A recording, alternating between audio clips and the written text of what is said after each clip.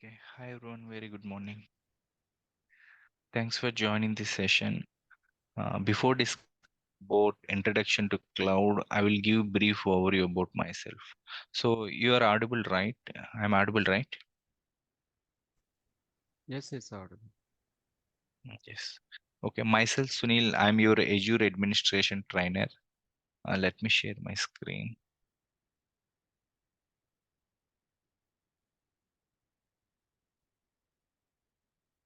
So I started my career as a SQL database administrator and later on moved to multiple organizations. Over period of time, I moved from SQL database administration to Azure administration and DevOps. Nearly 2 years back in my previous organization, NCR, I thought to move to different organization.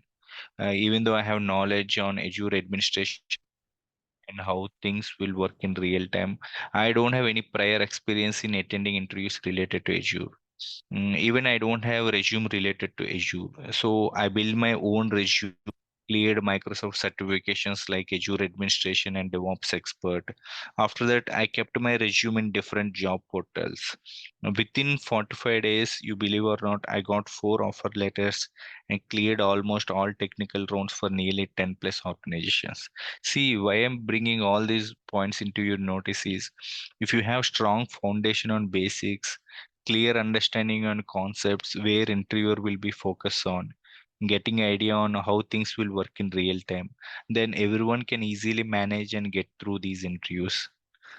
I'm going to teach each and every topic from basics. So who can take part of this course? Anyone can take part of this course, but people who don't have any prior IT experience, they have to practice at least 4 hours per day.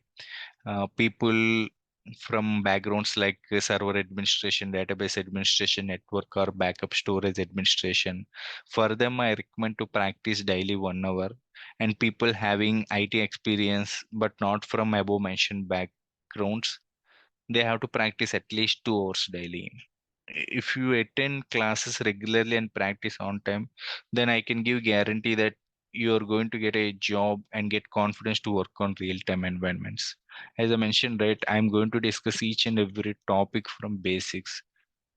If you see here, these are all the presentations I prepared for my students. Okay, if you see here any topic, if you consider, we are going to start from basics. If you consider networking, we will start from basics. What is network? Like that. If you see here, everything we are going to discuss in pictorial representation. Okay, so that you will get better idea. Okay, what exactly happening in the back end. And at the same time, as I mentioned, right, I cleared multiple Microsoft certifications. See, within a span of 2 months, I cleared all these certifications because I know on what topics they are going to focus on. If you see here, Azure Fundamentals, Azure Administration Associate, DevOps Expert. Within span of 2 months, I cleared all the certifications. And as I mentioned, right, I got multiple offer letters. If you see here, I got offer letter from Cognizant. I got offer letter from HCL. I got offer letter from Reliance. Now I'm working in another product-based organization. So that's the reason basics are very, very important. Okay, if you have strong foundation and basics, you can clear all these interviews. Okay, so as I mentioned that before going to cloud computing, before discussing about cloud computing and Azure administration, let's discuss about small scenario. Okay, what exactly happened in late 1990s? Okay, suppose think, okay, TCS got a project from Indian Railways Department, okay, to develop a sample application to share to show their users user profiles and everything. Okay, it's like a sample basic application. So TCS got that project from Indian Railways Department. TCS management assigned that project to project team. Now developers developed that application in their personal desktops or laptops. Okay, but the thing here is they can't run that application on their personal desktops and laptops 24 by 7 because whatever the personal desktops or laptops they are using, they are not designed to run applications 24 by 7. If you see here, suppose think Flipkart is one of the application. Okay, if you see here, this is one of the application. So if I run this application on my laptop, if I shut down my laptop, users won't able to access this application. So that's the reason, okay, we need one place to run this application 24 by 7. Okay, that is nothing but server. So that is the reason what they are going to do. They will run this application on server. Okay, servers are designed to run 24 by 7. If you see here, personal desktops or laptops not designed to run 24 by 7. So that is the reason our applications, we can't run them. Okay, on these laptops or personal desktops 24 by 7. So we need a place that nothing but a server. Okay, we need a server to run our application 24 by 7. Here you need to know the difference between personal desktops and server. Okay, servers are like powerful centralized computers designed to run 24 by 7 and designed to handle large workloads. If you see here, this is how server looks like. Okay, it's like a powerful centralized computer that clients connect over a network, designed to handle large workloads and need to up and running 24 by 7. Okay, so TCS people developed that application. Now application is running in this server, but we need one place to keep the server. Okay, I can't keep the server in my home, right? So we need one place to keep the server. That is nothing but that place is nothing but a data center. Okay, so what is data center? It's a physical location that stores computing machines and their related hardware equipment. If you see here, this is the data center, this room. Okay, these are all servers. Okay, I have multiple servers, and this box like structure is called server rack. That means in a server rack, we are going to have multiple servers, okay, or physical servers. Okay, so now you got to know, okay, now you got it right, what is server and what is data center. Okay, server is a powerful centralized computer designed to handle large workloads and need to be up and running 24 by 7. Data center, it's a place where we are going to keep our physical servers. Okay, but there is one drawback. Okay, this is also called as like traditional architecture. Okay, in traditional architecture or in late 1990s, we have one drawback, that is in one physical server we can only run one application. Okay, this is the drawback. Suppose think TCS bought this server for 15 lakhs. Okay, servers are not like our personal desktops or laptops. Okay, we have to pay huge amount to buy a server. Okay, suppose think TCS bought this server for 15 lakhs and the server configuration is think like 32 GB and 16 processors. Okay, 32 GB memory and 16 processors, this server configuration. Now I am running my application on this server. My application is consuming only 4 GB RAM, okay, 4 GB memory and 4 processors. That means out of 100%, okay, my server is consuming only 25% of resources. Okay, even though I bought this server for 15 lakhs, my application is consuming only 25% of resources. That means we are wasting nearly 75% of resources. But I can't run one more application on this server because that's the drawback. Okay, in late 1990s, in traditional architecture, we can't run multiple applications in a server.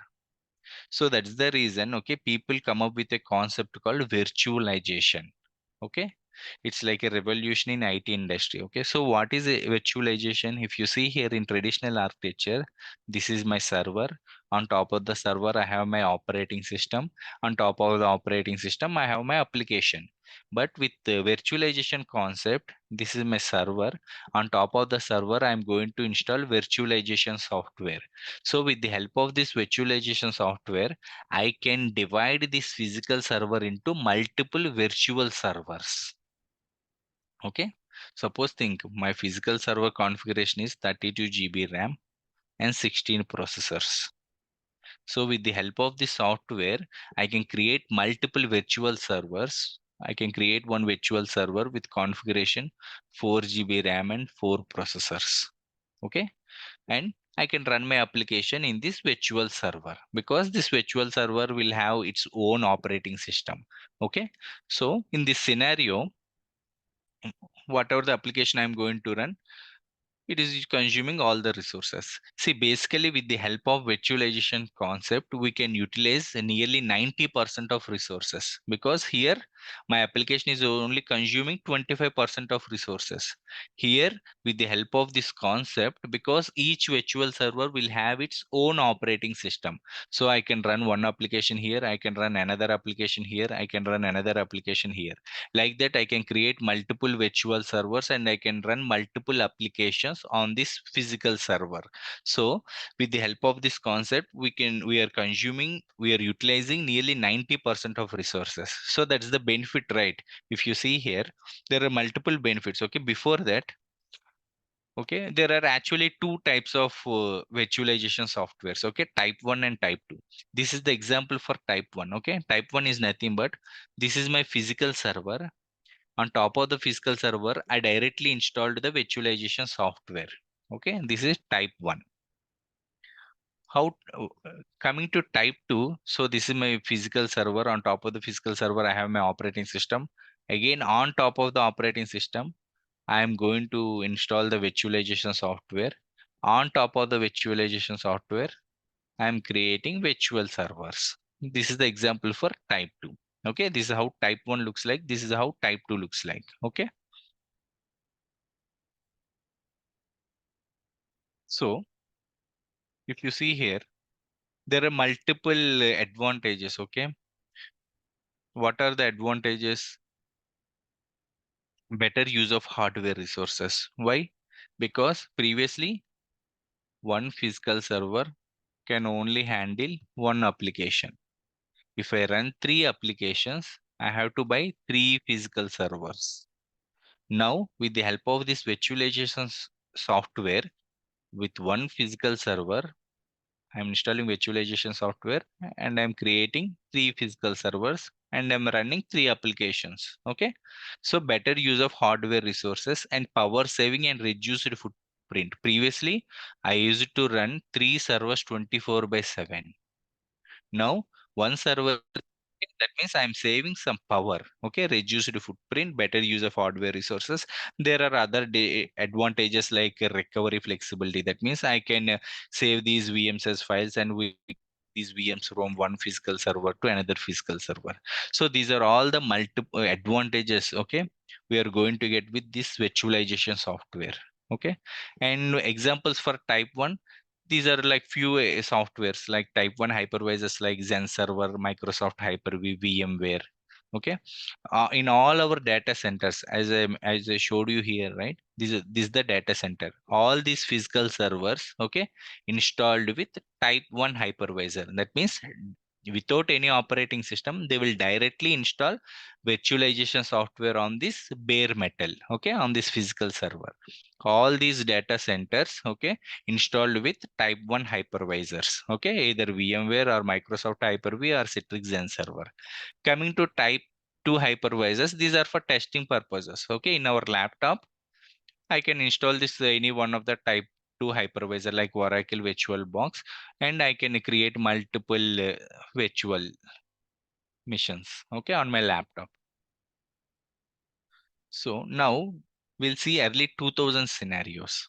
Okay, supposing there is a startup. Okay, for some few IIT people wants to develop an application like Medicart, okay, to sell medicines to each and every household via online. Okay, so they have that idea, they developed that application in their personal desktop. Now, as I mentioned, right, they can't run their application 24/7 in their personal desktop. Okay, if they want to make it live or available to public, okay, they have to run that application on server. So what they have to do, first of all, these IIT guys needs to buy a server. Next, they need to lease one building to keep this server. Next, they need to hire few administrators. Like they need to hire a server administrator so that that guy is going to install virtualization software on this server. After that, this guy will create virtual machines and install operating systems on these servers. They need to hire network administrators. he will work on networking part. They need to hire database administrators, backup administrators. Like that, they need to hire multiple administrators. So overall, to make a simple application like Medicard to live, that means to access to public, they need to invest nearly 50 lakhs. Okay, suppose think they invest 50 lakhs. Okay, they did this entire setup, but after 1 month, but no one is buying medicines from their application. That means they have to face loss, right? If no revenue is generating, that means they are going to face losses. That means here in this scenario they have to face nearly 50 lakhs loss. So that's the reason, okay, in early 2000, okay, people won't dare much to develop new applications because of these limitations. So that is the reason in 2006, okay, Amazon with the name AWS come up with a concept called cloud computing. So what is cloud computing? So cloud computing is nothing but, okay, they are promising us, okay, we are going to establish data centers all over the world. That means we are going to build these kind of buildings all over the world. We are going to buy physical servers and keep these physical servers in these data centers all over the world. Okay. We are going to install virtualization software on these physical servers all over the world. Okay. We are going to give one interface. Using this interface, just create virtual machines on top of our physical servers and just buy and just pay for these virtual machines. Okay, that is the cloud computing concept. Okay, previously, if you consider early 2000 or 90s scenarios, if I want to run a simple application, I have to invest at least 50 lakhs. Now, with the help of cloud computing concept, okay, no need to invest all these things. Okay, no need to work on, no need to buy physical servers, no need to establish data centers, no need to install virtualization software. They are simply giving one interface. Using that interface, we are directly creating virtual machines and we are paying for these virtual machines. Okay, that is the cloud computing concept. If you see here definition, cloud computing is the delivery of computing services including server, storage, databases, networking software over the internet. That means we are not bothering about the backend physical servers, data centers. Okay, we are simply using their portal via internet. We are simply creating virtual machines and we are running our applications on these virtual machines. Okay, that's the cloud computing concept. Okay, so if you see here, types of clouds. What is cloud? Cloud is nothing but a data center. Okay, it's a building where we are going to have servers in that building. What is private cloud? Private cloud is nothing but a data center owned by an organization. If you see here, this is the example for private cloud because this data center belongs to TCS. So it's TCS responsibility to buy physical servers and keep those physical servers in the data center and configure everything and providing 24 by 7 power for the data center, maintaining security for the data center, everything it's TCS responsibility. Okay. So this is belongs to TCS. So it's a private cloud. That means data center belongs to a particular organization. Okay. So if you see here, I provide definition here. Okay, it refers to a cloud computing resources used exclusively by a single business or organization. Okay, so what are the advantages? If you see here, TCS have the full flexibility and control. Okay, because these TCS employees can enter into this data center. They have full flexibility and they have full control. Okay, these are the few advantages with the private cloud. But the downside, if I want to go with private cloud, I have to invest at least 50 lakhs. Okay. That means downside is like disadvantages are like involves upfront cost and operational costs. I have to invest and I have to hire engineers to maintain the data center and we have limited scalability. Okay.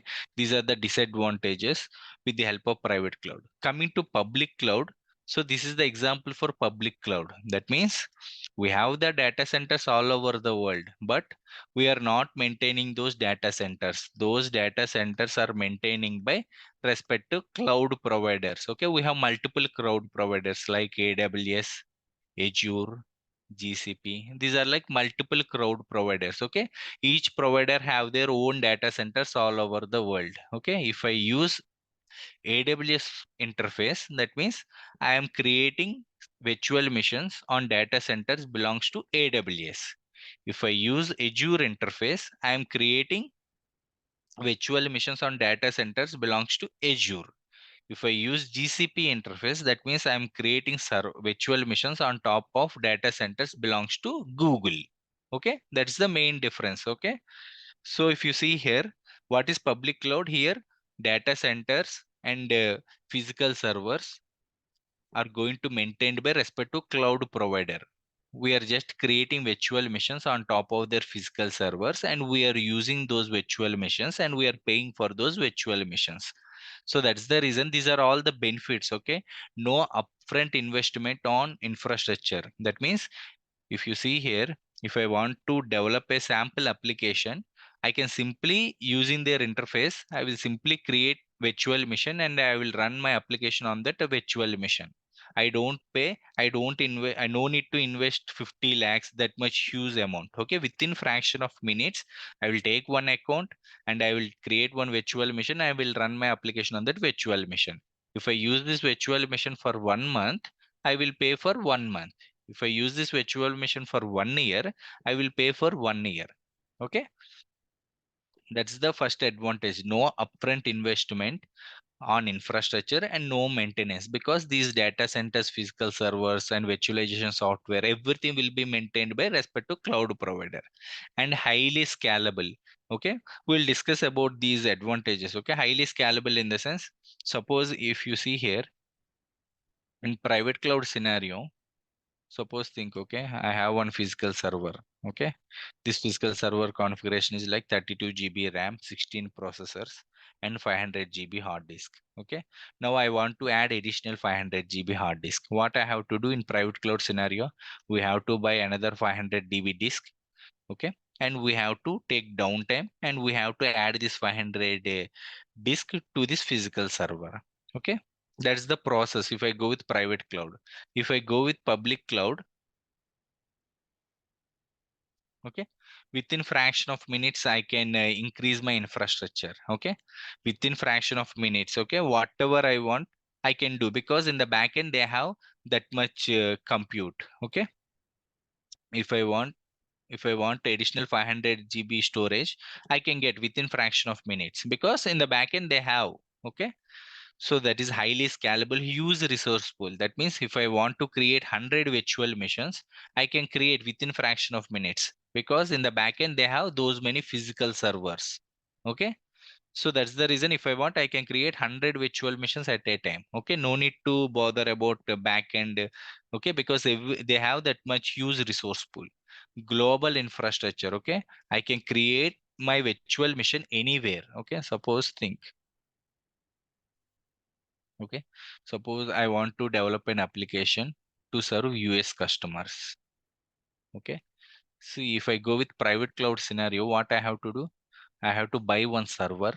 Okay, and I have to keep that server in a data center. Okay, and I have to install virtualization software on that physical server. Using this virtualization software, I have to create virtual machine. I have to do this entire setup in US location.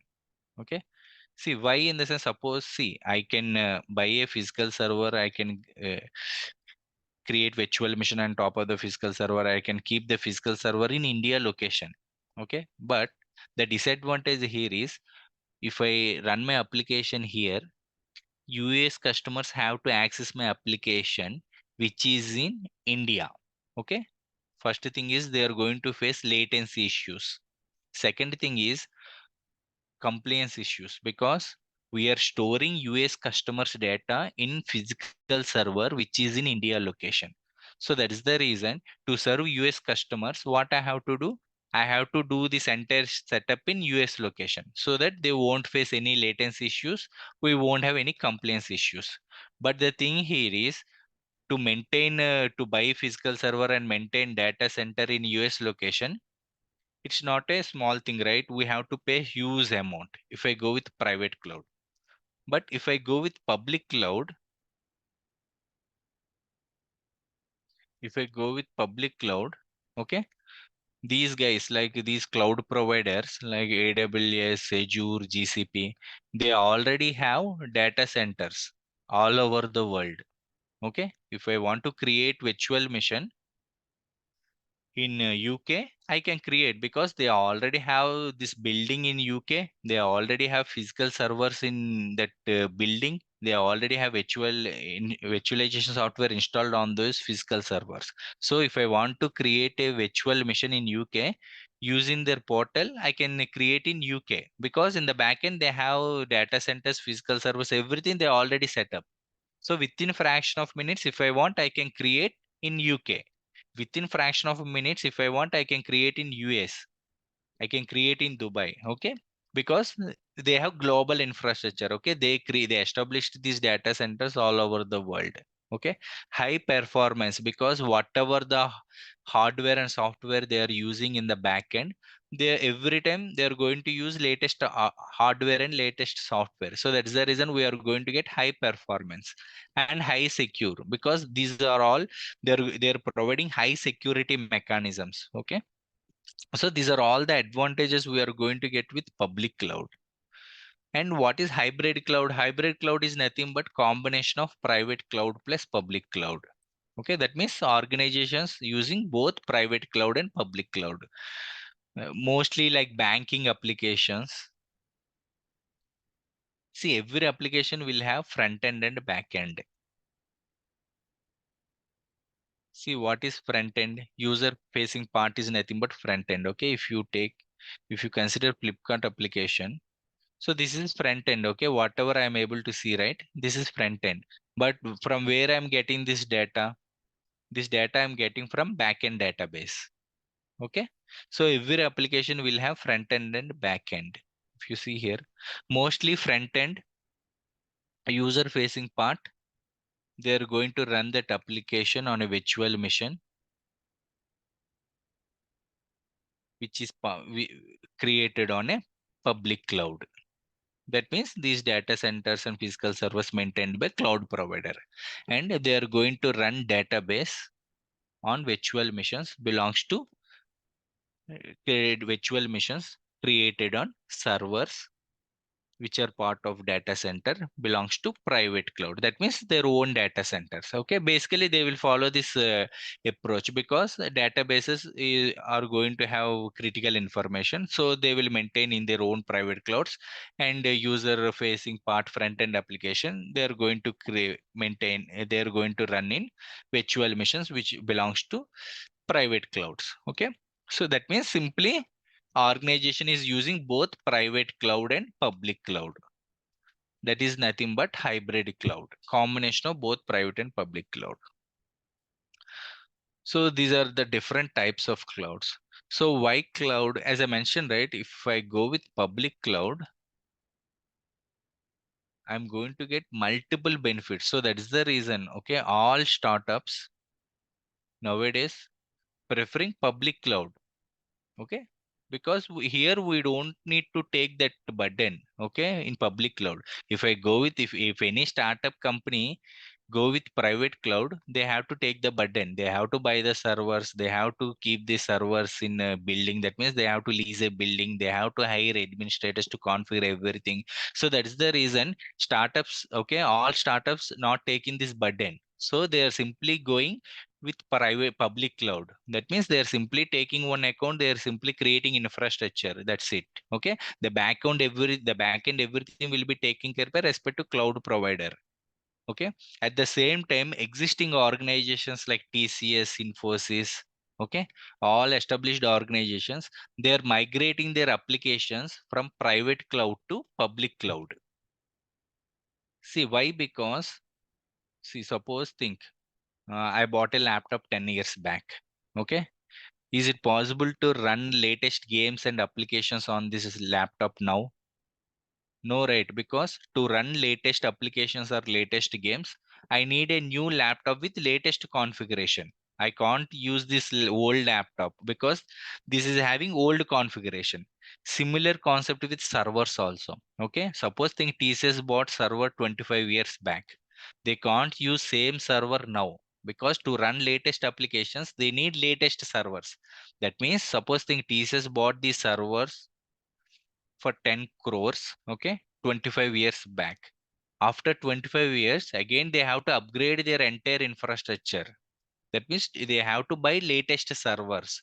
So, so instead of taking this burden, what they're doing, they're simply migrating their applications. That means applications running in their own data centers to they're migrating, they're moving their applications to run on virtual machines belongs to public cloud. That means belongs to cloud providers. So because of these benefits, okay, nowadays we have huge openings for cloud engineers. Okay, whether you take AWS, whether you take AWS, Azure, or GCP, we have huge openings for cloud engineers because of these enormous benefits and advantages we are getting with the public cloud. Okay, so these are the leading cloud providers. Okay, AWS, Azure, GCP. Okay, AWS came into market in 2006. Okay, AWS belongs to Amazon, and Azure came into market in actually they introduced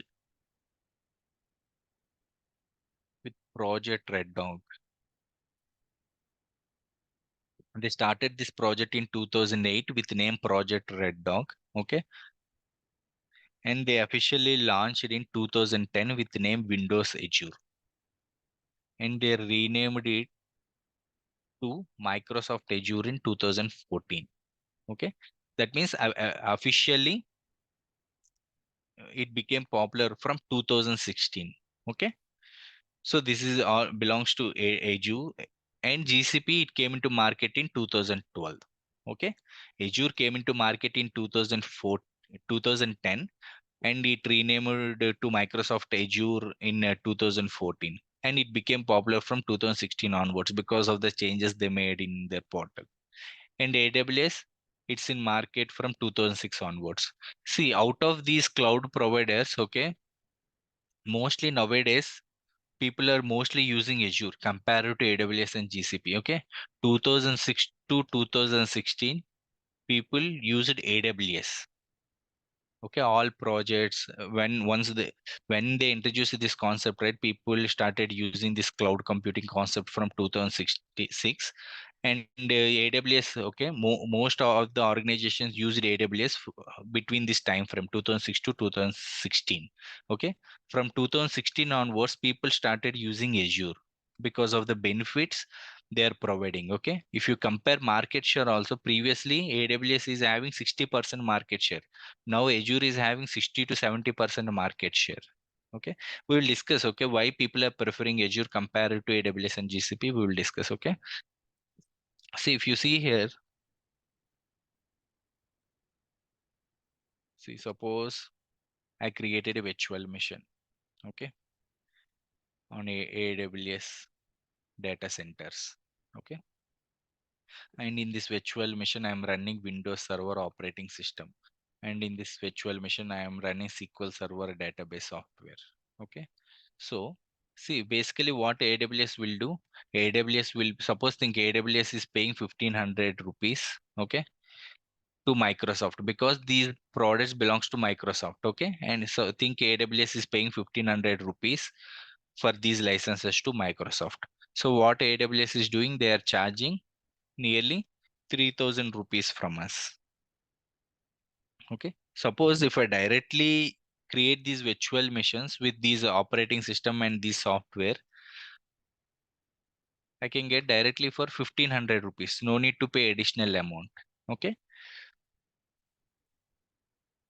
if you see here Microsoft in this portal itself, they are saying, okay, if you see here, AWS is up to 5 times more expensive than Azure for Windows Server and SQL Server workloads. Because as I mentioned, right, if I have virtual machines, in these virtual machines, if I are running Windows Server operating system and SQL Server database softwares, the preferred the preferred data center, the preferred cloud provider is Microsoft Azure, because these products belongs to Microsoft Azure. So that's the reason most of the projects, okay, projects projects where their applications running on Windows Server operating systems, or where applications using SQL Server, mostly they will prefer Azure rather than AWS, because in AWS, if I pay 5,000 rupees here, 1,000 rupees is enough. Okay, that's what they're saying. Okay, AWS is up to 5 times more expensive than Azure for Windows Server and SQL Server workloads. And one more thing, if you see here, why organizations all over the world recognize Azure over AWS as the most trusted cloud for enterprise and hybrid infrastructure. If you see here, they use this word most trusted. See, as I mentioned, right, I worked in NCR. In NCR, all our retail projects deployed on Azure. Why? Because see, AWS belongs to Amazon. Amazon part of retail industry. So it's our competitor. So that's the reason we won't choose our competitor. Okay, we won't choose to run our application on our competitor data centers. So that's the reason in NCR, okay, all our retail projects are in Azure infrastructure, Azure data centers, okay, rather than AWS data centers, because AWS belongs to Amazon. Amazon is our competitor because Amazon is in retail industry. See, if you know or not, we have a rumor, okay, right, Netflix. Okay, Netflix belongs net all Netflix infrastructure is in AWS. Okay, see, there is a rumor like, okay, AWS people studied entire Netflix flow, why these people are getting these many hits, why this company is getting this much revenue. So there is a rumor like they studied their entire infrastructure and entire thing, and they come up with a concept called Amazon Prime. Okay, so that's the reason. Okay, because Amazon belongs to multiple domains, so that's the reason mostly people won't trust Amazon. Okay, because Amazon part of multiple domains. So that's the reason, as I mentioned, right, mostly retail projects they will choose Azure rather than AWS. And we have other things called, if you compare UA also, okay, user interface, I worked on AWS, GCP and Azure. Okay, compared to user interface, Azure is having rich user interface. Okay, you can easily navigate in Azure compared to AWS and GCP. In Azure, they're going to call virtual machines as virtual machines only. In AWS, they're going to call virtual machines as EC2. In GCP, they are going to call virtual machines as compute engines. So, see, as a layman, I can easily understand by seeing the icon and name itself, I can easily understand. So, this is the option to create a virtual machine. Here, it will be difficult for them to understand. So that's the reason we are going to have a high rich user interface in Azure. And we have other products like Active Directory, Microsoft SharePoint, okay, all other Microsoft related products. Okay, no cloud have that ability to integrate these products. Okay, AWS don't have that ability to integrate these products in their cloud portal. Okay, GCP don't have that ability to integrate these products in their cloud portal, but Azure have that ability because these products related to Microsoft and Azure related to Microsoft, belongs to Microsoft. So already Azure integrated all these products in their portal. Okay, and coming to tools also, we have highly developed tools for migration. Okay, we can using these tools, we can easily migrate our applications from private cloud to Azure. So that's the reason, because of these benefits we have mostly nowadays most all the people are preferring Azure rather than AWS and GCP. If you see job opening also, okay, if you try to search Azure admin jobs, AWS admin jobs Hyderabad, we are having 48 jobs for AWS. Suppose if you try for Azure, we have nearly 62 jobs. Okay, now you understand, right, how much demand we have for Azure compared to AWS. Because of these benefits, nowadays most of the people are preferring Azure rather than AWS. Okay, yeah, I will give a simple example. Okay, a difference between public cloud and private cloud. See, for transportation purpose, I have two options. First thing is buy a car. Second thing is book a cab.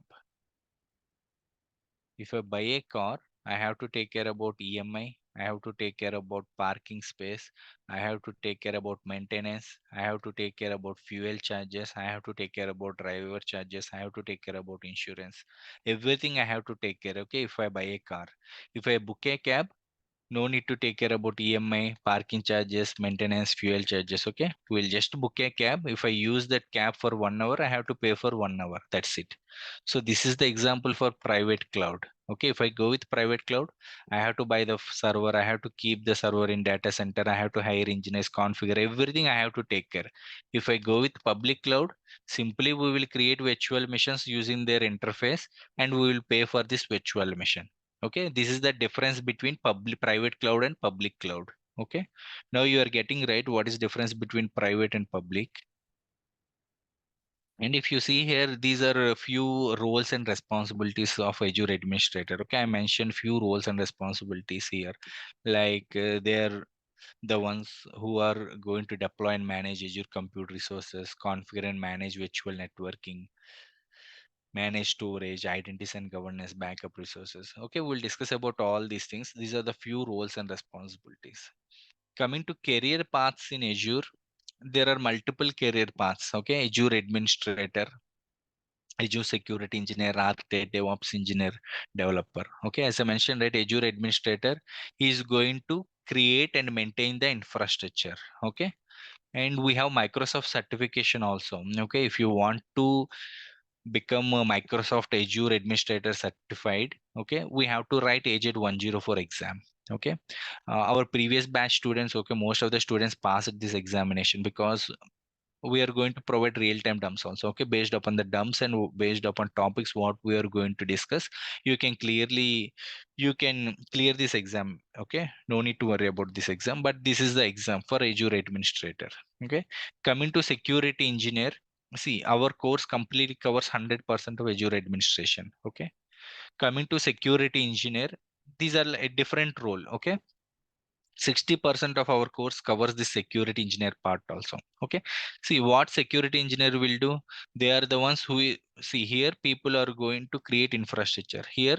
They are going to check whether the whatever the infrastructure we created, that infrastructure created as per the security standards or not.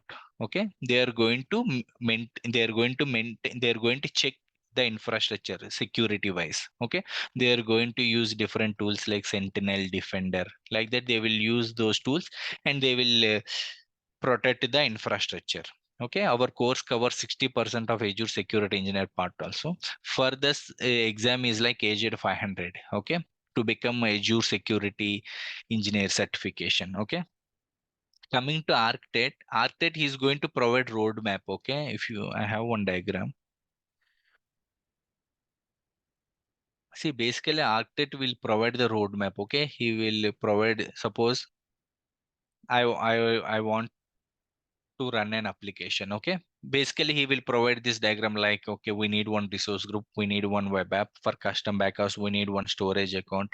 Okay, for a backend we need one database. For to copy database to QA, we need one data factory. Like that, he will provide this architect, okay, roadmap. Based upon this roadmap, as an Azure administrators, we are going to create this entire infrastructure. Okay, security engineers, they will check whether we created this infrastructure as per the security standards or not. They will check. Okay, but to become architect, okay, we need at least near 10 plus experience, 10 plus years of experience. That too, we need knowledge on multiple clouds. Like we need knowledge on either Azure or GCP or Azure or AWS. Like that, we need knowledge on multiple cloud domains. Okay, and for coming to certification part, the certification is like AZ 305.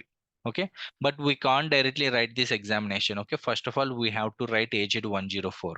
Then only we can write this AZ 305 Azure Architect examination. Coming to DevOps, these guys will build pipelines. Okay, again, if you see here, see, we can create infrastructure using portal. Okay,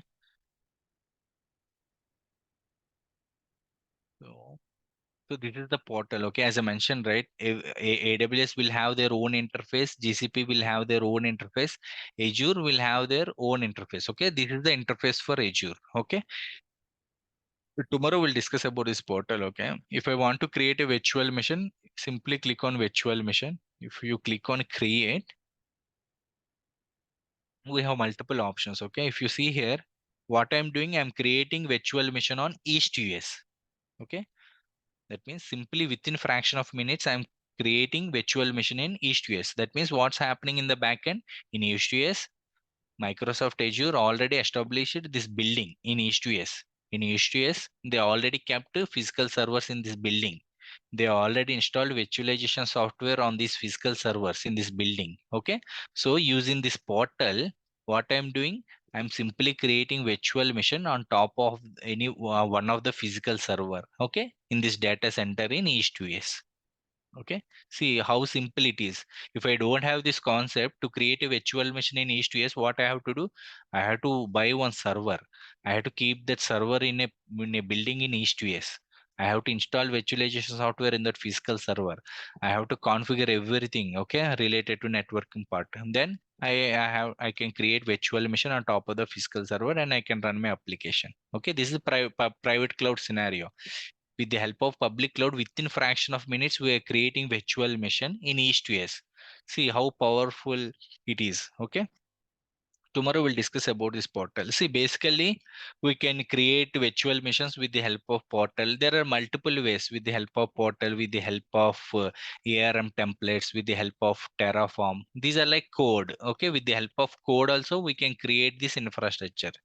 Basically, what DevOps engineers will do, they will create pipelines are nothing but set of tasks. Okay, those tasks, what those tasks will do, the task will execute this code so that it will automatically create the infrastructure whatever we required. Okay, those things DevOps engineers will do. Okay, they will create pipelines to create infrastructure to deploy our application on servers. Okay, and coming to DevOps engineer, the certification is like Aged 400. Again, we can't directly write Aged 400. We have to write either Aged 104 or Aged 200. That means we have to write either Aged Azure Administrator or Azure Developer. Okay, this is for Azure Developer. Okay, then only I can write Azure DevOps Engineer certification. And coming to Azure Developer, it's like Aged 200. Okay, and they are going to develop applications, okay, with the help of programming, different programming languages. Okay, so in our course we'll completely discuss about Azure administration, 60% related to security engineer. We will discuss, okay, how to think like an architect. We will discuss. Okay, I will give basic idea related to Azure DevOps also, okay, at the end of the course. So if you see here, the core is like Azure administration. Okay, for any thing, the core is Azure administration. If you have Azure administration, 60% Azure security engineer will cover, architect will cover, DevOps will cover. Okay. Any See, migration part will be covered. Actually, I'm working on a voice network servers via voice. So I wanted to move to Azure administration. So any migration part will be covered, like right now, like Avaya is going into Azure the cloud. So as a part of migrations, any migration part will be covered here. yeah, we'll discuss about migrations also, how to migrate applications from on-premises to Azure. Okay.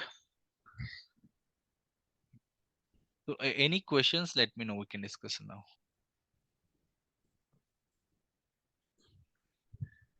From my side, everything is good, and the explanation is also very good.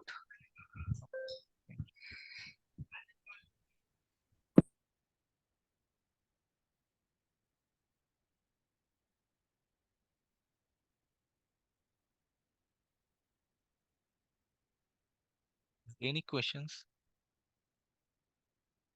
See, as I mentioned, right, these are the basics, okay? If you go with AWS or Azure or GCP, these are the fundamentals, okay? You need to know what is server, what is data center, okay? What are the different types of clouds, okay? These are the basic fundamentals, okay? Any cloud, these are the basic fundamentals.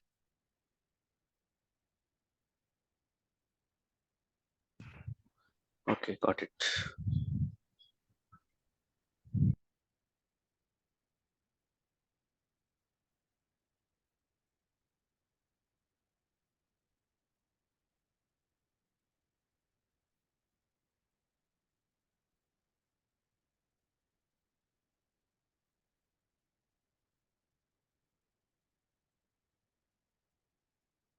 Okay, after few days, okay, we are going to create a WhatsApp group. Okay, in that WhatsApp group, you can post your queries. Okay, I will give you assignments. You can do those assignments and you can post your observations in that WhatsApp group. Okay, you can Okay. reach out to me at any point of time. Okay.